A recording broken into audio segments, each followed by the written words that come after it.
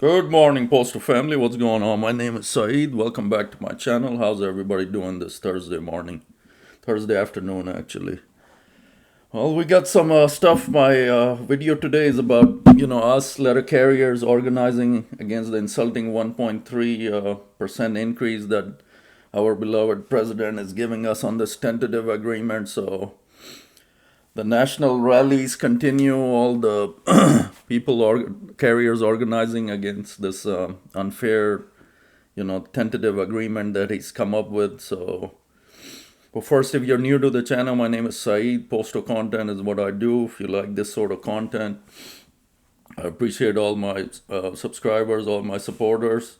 Would love to have you as my subscriber. So thanks so much. Give this channel a thumbs up and the videos a thumbs up, guys. Thanks so much for everything. Love my supporters, all the questions and the good statements you all write on the messaging comments. Really do appreciate that. So I get so much information from those comments. Is unbelievable. I'm so thankful to you guys that you open your minds and write comments, informative comments. So thank you so much for that. As you know, the rallies are going on all across the nation. Still, it's December 5th now, and nowhere in the country the ballots have not been seen yet. So this guy, I don't know, he's turned this whole situation upside down. The ballots are very late. Nobody's received them yet. So this guy is hurting us every day now. He's not fighting for us by any means. My last video is about him. He was talking on a Zoom call. So, just if you listen to him, it's like when you sit down and you're listening to your manager talk. I mean, it's unbelievable. There's no fight. He's just, sitting his days, just collecting the dues, 300K, whatever he makes off of us. It's unreal right now. And sadly enough, nobody initiates anything to remove him. There is a such thing as a no confidence vote, but nobody up top initiates it. So he keeps sitting there collecting from our dues and not fighting for us. So sadly enough, that's where we're stuck at. But let's get to today's video about us, having fighting. All the organization, just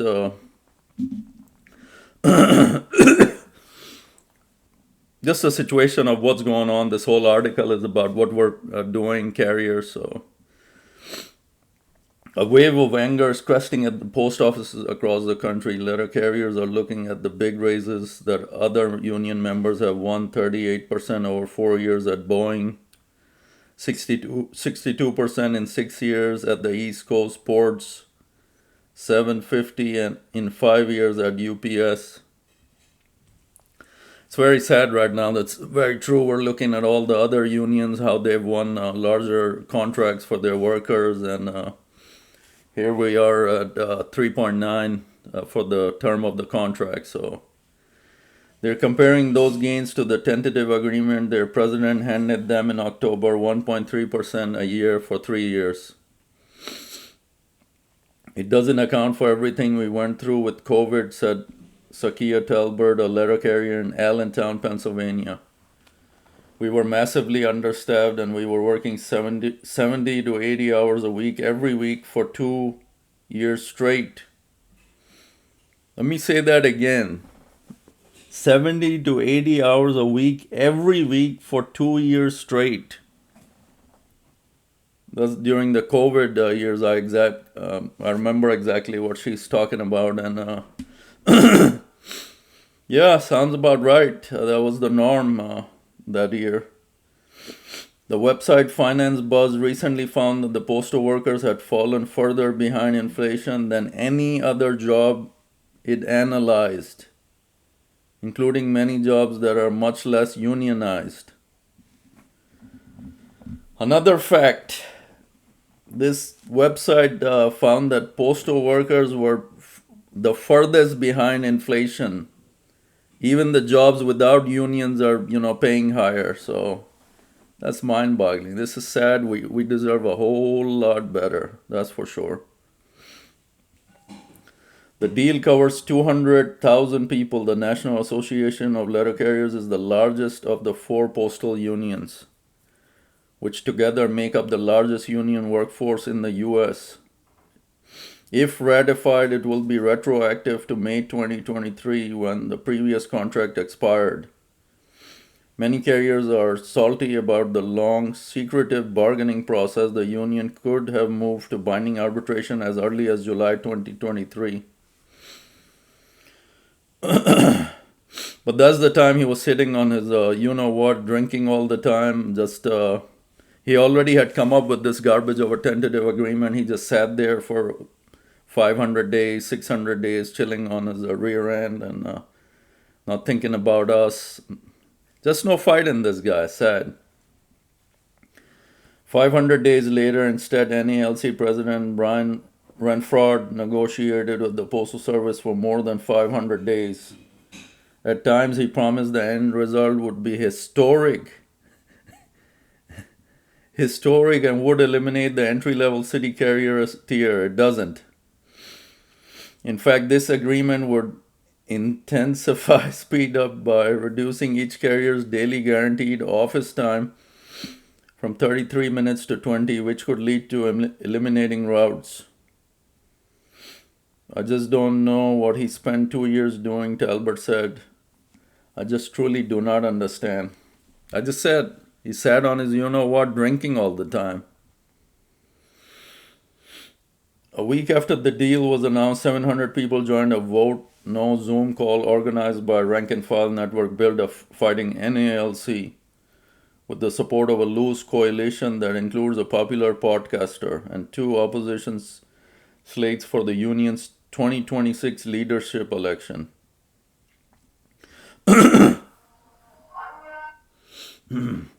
Carriers started meeting in the parking lots of their post offices to take group photos with homemade vote no signs. Some brought resolutions to their monthly membership meetings recommending a no vote. In Naples, Florida, 50 people turned out for a union meeting on a Friday night, only to learn that the branch president would not allow their resolution to be heard. He claimed it was unconstitutional. Nonetheless, one member after another gave stirring testimony on why they're voting no, among them 2 letter carriers who are homeless. Let that be heard again. These carriers are working, I don't know how many hours, it's probably a lot, 50, 60, 70, but yet they can't afford enough to, even have a home. So that's the situation we're in now. So with the inflation and all the prices going sky high in most of America, carriers now living out of their cars. That's the situation now, how sad it's gotten. A few days later, 25 letter carriers joined a contract rally in front of the main Naples post office branch. Officers boycotted, but carriers from as far as Fort Myers and hour north drove down to participate. The thing we are trying to do is show that no station is alone, said Michael Stin in Allentown. This is true grassroots movement on the workroom floor. It goes before any caucus or ideology. His branch voted unanimously to recommend a no vote and send a van load of members to DC to picket the union's national headquarters. Fear of worse. Renfraud, argues the 1.3% across the board isn't the whole raise. His deal also retains existing cost of living adjustments for a penny per 4-point increase, the consumer price index. Man, what is this guy really that stupid? I hate to say it. I mean, he's included the normal step increases. This is excluding the COLAs. COLAs are not guaranteed. It depends on the time, when it actually takes place. So COLAs, it's not, you can get like 2 cents off of that because the times are good, outside. But he's including the regular step increases that we were going to get anyway. As we do the time, it's automatic. He has no say in it. He's trying to earn credit off of that regular increases anyway. This is, man, This guy, who does he think we are? Carriers, we can't think? I mean, immediately, please, somebody remove him before please remove him. He's insulting himself each day even more.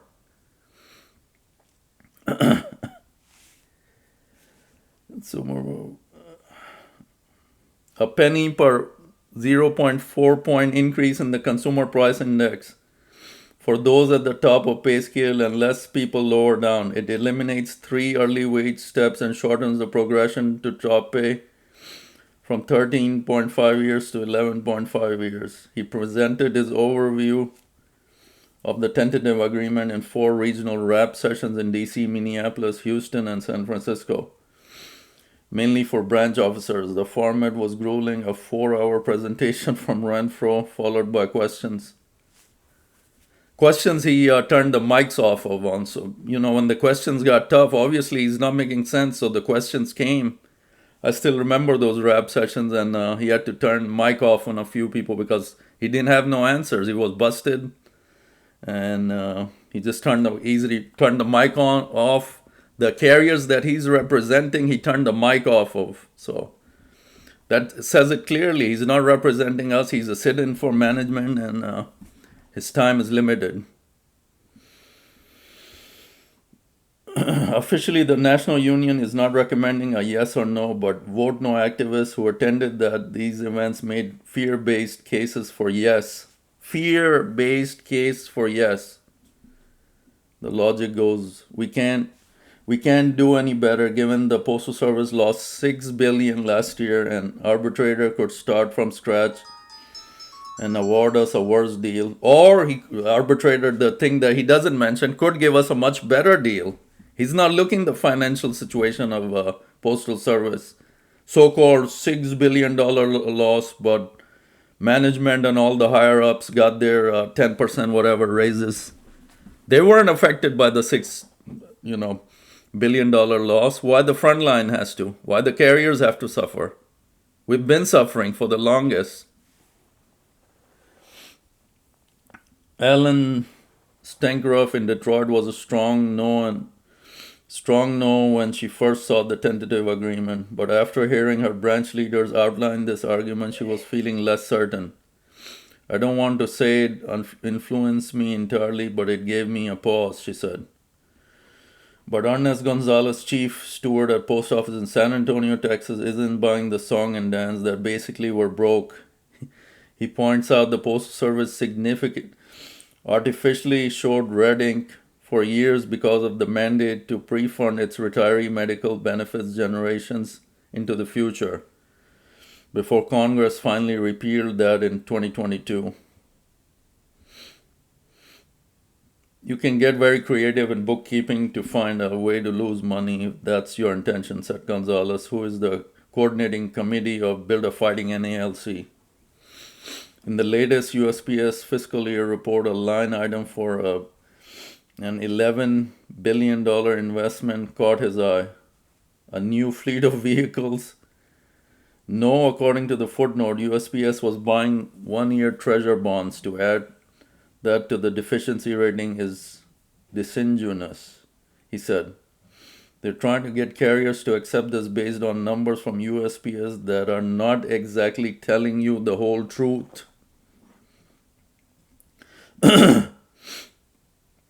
Besides, why should workers pay the price for management's questionable investment decisions? We're not managers, Gonzalez said. If you can't manage this business, you shouldn't be here, unless they're going to give us a contractual language to hold management accountable when they're not doing their job. We should not be subsidizing this. Please, somebody hold management accountable, man. Like UPS just laid off, 300 some odd employees. There was some word that these were all managers. I don't know how true it is. I got to make a video on that. But something like that needs to take place here too. Management is it's total wreck right there. Jerry Kerner, letter carrier in Baltimore, had a similar question about Postmaster General Louis DeJoy's $75K performance bonus. What performance bonus, dude? All the buildings you've created, all the Deliver for America plan, all the consolidation, the service has dropped badly. What performance bonus? That's on top of a 300K salary. Just the bonus is more than most letter carriers make in a year, he said. They're performing so poorly and they're going to record all these losses. Why are they paying bonuses to the executives? Some fair world we live in, man. It's not right, but I always say there's a higher power watching, so what goes around shall definitely come around. Watch. Binding arbitration, that's where we're headed, so a timeline for the ratification vote wasn't been announced yet. Of course it's not. He's delaying as much as possible. But if members vote no, the parties must then return to the bargaining table for 15 days. Build Up Fighting NALC argues this would be a prime time for more rallies and public pressure campaign. From there, the last resort would be binding arbitration with a panel of 3 arbitrators, one representing the union, one representing the company, and one neutral who would effectively be the decision maker. Postal strikes are illegal. Mr. Nolan, I believe, he's the neutral arbitrator. Federal law obliges the arbitrator to make sure postal worker pay is comparable to the private sector. This is what's going to make the difference, in comparable to the private sector. So private sector has gone off the charts. They've gotten their big time raises. So, my guess is he would have no choice to give us something comparable to that. So arbitration is definitely a way for us to go. Leave me in the comments, guys, what you think about this specific reasoning for the arbitrator in comparative to the private sector. If that's the case, we will do good, hopefully. So then he says postal strikes are illegal because of some president way back when wrote it into a law that the postal service cannot strike. But they did strike anyway in 1970. So that's 70s, and it went to arbitration. So it got a better deal. Federal law obliges the arbitrator to make sure postal worker pay is comparable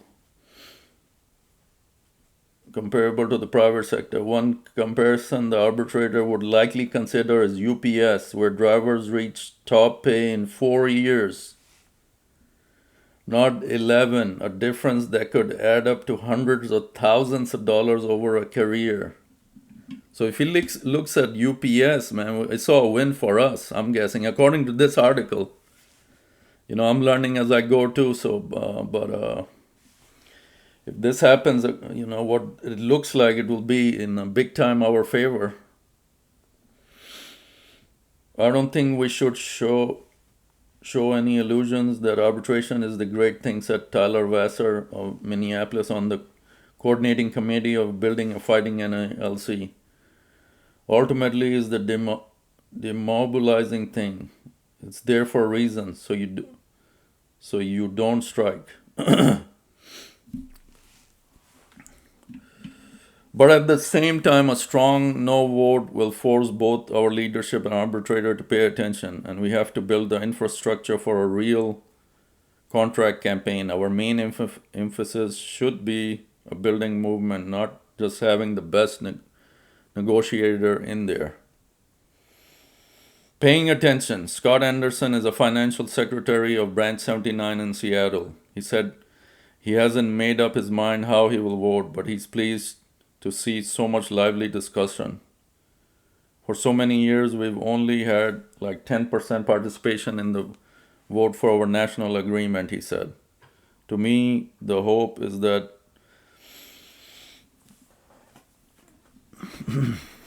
they're not going to just talk about it and be upset about it or like it either way, but actually going to participate in the democratic life of our union. I'm hopeful that people take the energy that they're feeling on the workroom floor and make their voices heard. We have to make our voices heard. There's no other way. It's time to stand up, guys. and take the energy into getting other people to vote. That's a very informative article.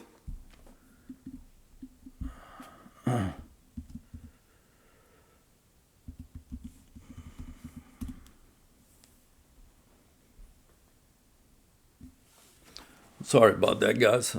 My laptop likes to cut off once in a while. So I was just saying, very informative article. I liked it a lot. So a lot of information, a lot of good stuff, points, and where we're at right now with the situation. We're not even receiving the ballots yet, going into the second week of peak season, December.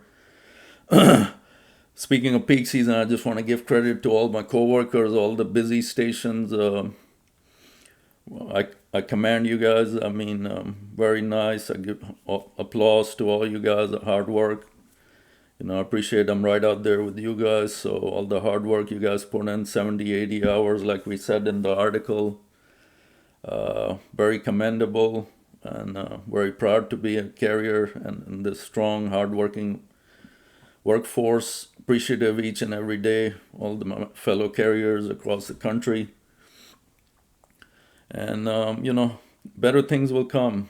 We all always say, positivity. That's all we got right now, prayers. So it would be a better situation. But according to this article, again, the arbitration is heavily in our favor. We gotta, once we do receive the ballots, you guys know what to do. Send it to the 15 day, and then, which it's not going to result in anything. We're not going to get a better deal in just 15 days. It's just going to add something here, take out something there. So arbitration is way to go, and he knows it.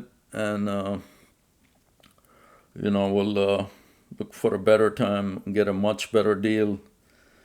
So that's where we're at. Hopefully the ballots arrive soon, and we get to vote. Again, if you're new to the channel, Saeed is my name, Mailman Saeed, what I go by. Postal content is what I do. And I would love to have you on my channel. Thanks so much for all my supporters. Keep giving me the thumbs up, guys. And this is it for today's video. So stay good, stay positive, and most importantly, stay safe out there in this busy season. There's a lot of, loonies, crazies out there trying to, steal whatever they can, the crazy ones out there. There's cops all over the place. So stay safe, guys. Until next time, Saeed out.